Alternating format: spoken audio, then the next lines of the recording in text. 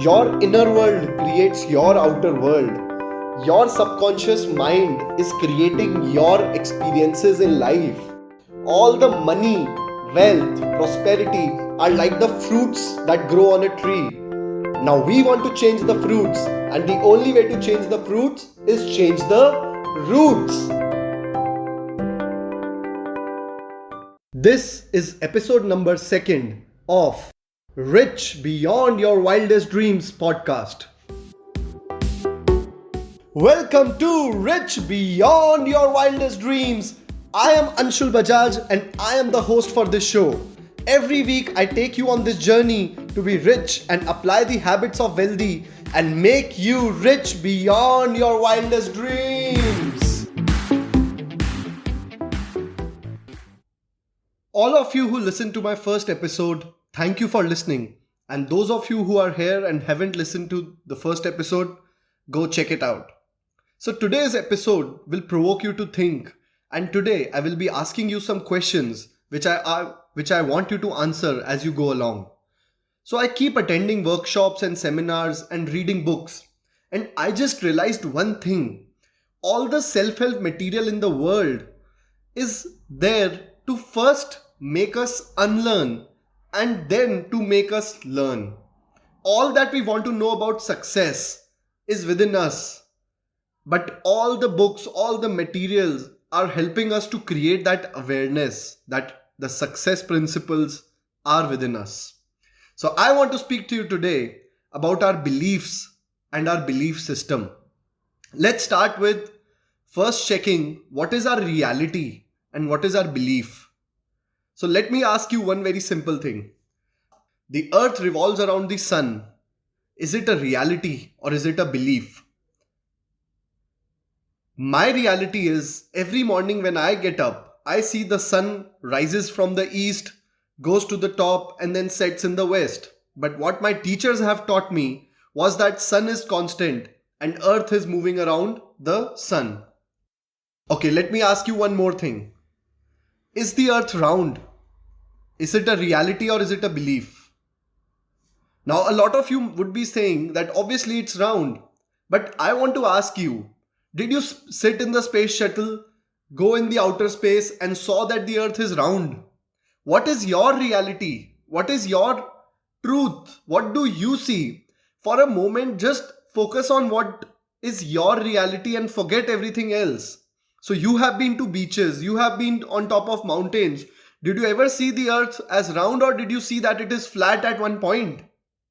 Now I know that obviously science has proved that it is round. But imagine, go back in time and just imagine the first time when you heard that the earth is round as a child. Did you even question that? Or did you care about the science? Or did you just accept what your teachers were teaching you and you believed them? The dictionary definition of belief is an acceptance of something that exists or is true, especially one without proof. Hence, what we think is true is not really our truth. It has been fed on to us by our parents, our teachers. Do you ever wear sunglasses? What does the lens in sunglasses do? They filter all the light that is coming in. So if you are wearing a sunglasses with red lens, what will happen? The light that is coming will be filtered as red. Similarly, our beliefs are like wearing sunglasses. They filter everything and it is filtered according to the belief that we have in our mind. In our brain, there are mind files for everything. It's like you have files in a folder on your computer. Similarly, in our brain, we have files for money, for wealth, for prosperity. These files are either positive or negative, depending on do they support your beliefs on having money, wealth or prosperity, or they don't support or they're non-supportive of your money, rich, wealthy. So our objective of this whole podcast is to strengthen the positive beliefs, delete the negative beliefs and add more and more and more positive beliefs. So I want to do a quick exercise with you right now. And I want you to take 100% participation in this one. So I'm going to say some statements right now And I want you to introspect what thought comes to your mind when I say these statements. Or what we can do is let's give them a score of 1 to 10, where 1 means that you don't agree to a statement and 100 is and 10 means that 100% agreement. So if you agree to a statement, give it a score of 10, and if you don't agree, then give it a score of 1. Let's begin. Having a lot of money will make me less spiritual or pure. Getting rich takes too much work and struggle. Having a lot of money is a big responsibility. I don't feel good enough to be rich. If I get rich, everyone will want something from me. Striving for wealth won't allow much time for anything else in life. Having excess money means you are greedy. If I get a lot of money, I might lose it. Money isn't really that important. It takes money to make money. Trying to earn money is a hassle and a struggle. You can't get rich doing what you love. People should only have as much money as they need to live comfortably. It's difficult to get rich these days. I don't need to manage my money because I hardly have any. And last, money is the root of all evil. How do you feel? Were you able to resonate with some of these sentences? Were you able to identify what beliefs you have about money right now? And it was just about being honest, and no one is judging you or even asking the score. But I just want you to ask within yourself this question. Do you think that you can be rich when you have a belief that rich people are bad? Do you think that you can be rich when you have a belief that money is hard to earn? In the next section, I want to give you another context that will really set it for you. There are two parts in our mind, the conscious mind and the subconscious mind. The subconscious mind is the programmed mind. It is a habit mind. How do you develop subconscious mind?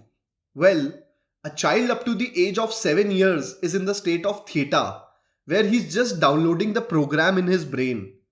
What that means is that up to the age of 7 years, what goes inside the brain, our brain stores it as a program. And it is these programs that control our reality and behavior in the world. Let me give you an example of a computer. When you buy a computer, it comes with a pre-installed operating system and the computer works according to the software. What if that software was not installed? Well, then the computer won't work. Hence, you need to download the software. Similarly, when we take birth as a child in this world, we come without a programming. We download whatever we see, whatever we listen, whatever we observe, whatever we experience. Now, and this downloading is done by observing people, our parents, our siblings, our teachers, our society. Now think, what if you downloaded your program from someone who didn't have positive beliefs about money? How do you think will your programming be? Have you ever downloaded music on a CD? How they write music on a CD, have you ever done that? What will happen when you play that CD? The music on the CD will play. Now what will happen if you play this CD after 10 years or 20 years or even 50 years? The same music on the CD will play. What will happen now if we downloaded our program as a child? Don't you think that program will play again and again too? Why I'm talking about this right now? Science has proven that we live 95% of our life with our subconscious mind. Imagine when you are breathing or digesting food. Do you think about it, or does that happen automatically? Or when you have to walk or climb the stairs, do you think about lifting your leg and moving your leg, or does that happen automatically? So who is doing that? Okay, I want you to go back and remember the first time you were learning how to drive a car. So you were conscious about the accelerator, you were conscious which gear the car is in, and you were looking around for everywhere. And now, when you have been driving a car for some time, how do you drive a car? Do you think about it, or does that happen automatically? So, you are talking to someone who's sitting on your side, you are listening to music, you are talking on the phone, you are even eating or drinking something, and yet you don't bump into anyone. So, who is doing that? It is our subconscious mind. The conscious mind is the creative mind. So you can put new things in the conscious mind by reading, learning, watching videos. But that's not the way we can put the things in our subconscious, because our subconscious is a habit mind. So our conscious is thinking of all what we wish for, all what we desire. But what is programmed, what is stored, what are the beliefs in our subconscious that are exactly opposite to our wishes and our desire? In our head, we want to be rich, but in our subconscious, we have non supportive beliefs about rich, and hence we are always stuck where we are. Can you see this irony right now? So, we are not operating from our wishes and desires, we are operating from the habits in our subconscious. And vast majority of those beliefs, those habits are sabotaging and disempowering. I want you to think for a moment. As a child growing up, what did you see? What did you hear? What did you observe about money, about rich people? When I was growing up, I kept hearing that money doesn't grow on trees. Money is hard to earn. Rich people are bad. I kept hearing these things as a child growing up, and I'm sure some of you did too. And today we wonder why earning money is difficult. Why doesn't money come easily to us? Because as a child we have been programmed that way. So I was reading Rich Dad Poor Dad by Robert Kiyosaki, and he says that there is a difference between what rich people teach their child and what poor people teach their child. So a child who's grown in a rich family, what does he see? He sees abundance, prosperity, wealth, earning money is easy, money comes easily. That's how a child grows on to become. And this is the core reason why rich get richer. See, we live in a world of duality. There's day and night, there's rich and poor, there's black and white, there's good and bad, there's visible, invisible. What is invisible creates what is visible. It's our inner world which creates our outer world. And our subconscious mind is creating our life. All the money, all the wealth, all the prosperity that we want in our life are like the fruits which are hanging on the trees. But what do you do to change the fruits in your life? To change the fruits, we have to change the roots in our life. The last thing I want to talk to you today is that there are different levels of money. So, the first level of money is the material level. And until we are in this physical world, material world, we need money in its material form. The money that we see, the currency that we see, is money in its material form. And that is where most people are trying to get hold of money, and they are struggling all the time. That is where the world is, where the masses are. The whole world is trying to get hold of money at that level. I don't know if you've heard this statement, but they say that going up the ladder of success is not so difficult once you can get to the crowd beyond the bottom. So the masses are running for money at its material level. But there's a level above that, and that is what I call the psychological level. It's where you find all the millionaires, the multi-millionaires and billionaires. It's where you have Bill Gates, Warren Buffett, Donald Trump. What are their beliefs about money? Do you know that Donald Trump was a billionaire? He got bankrupt and again become a billionaire in less than 2 years. Walt Disney has filed bankruptcy 7 times and again went on to become rich. Why? Because at their psychological level, at their subconscious mind, what do they think? They think that they are rich. So Bill Gates think that I am rich to lose their money. So it is a common statement that if all the wealth and all the money is equally distributed among everyone and there is no one rich and no more poor, soon all the wealth will return to the same people.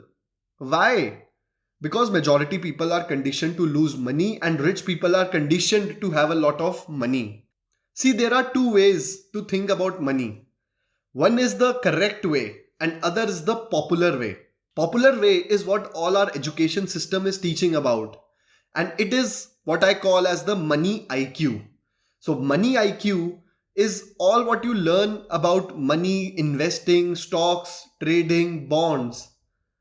And the other, which is the correct way, is the money EQ. Money EQ is what you think subconsciously about money. It's not what money IQ matters, it's your money EQ that matters. Money EQ is how healthy you feel about money. If you have supportive beliefs about money, then your money EQ is high. But if you have non-supportive beliefs about money, your money EQ is low. 95% of people are focusing on increasing their money IQ, but only 5% focus on money EQ.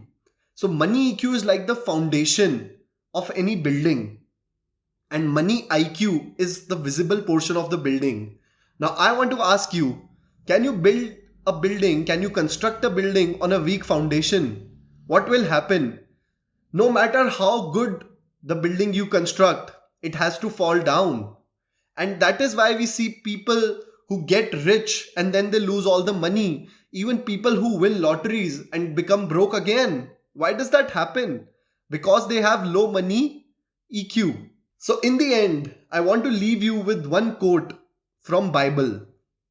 Be not you be informed, but be you transformed with the renewing of your mind.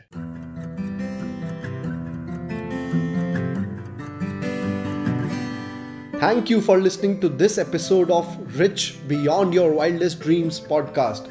You can subscribe to the show wherever you get your podcast from. I hope you learned something. Let me know your biggest takeaways and I'll see you on the next episode. Thank you.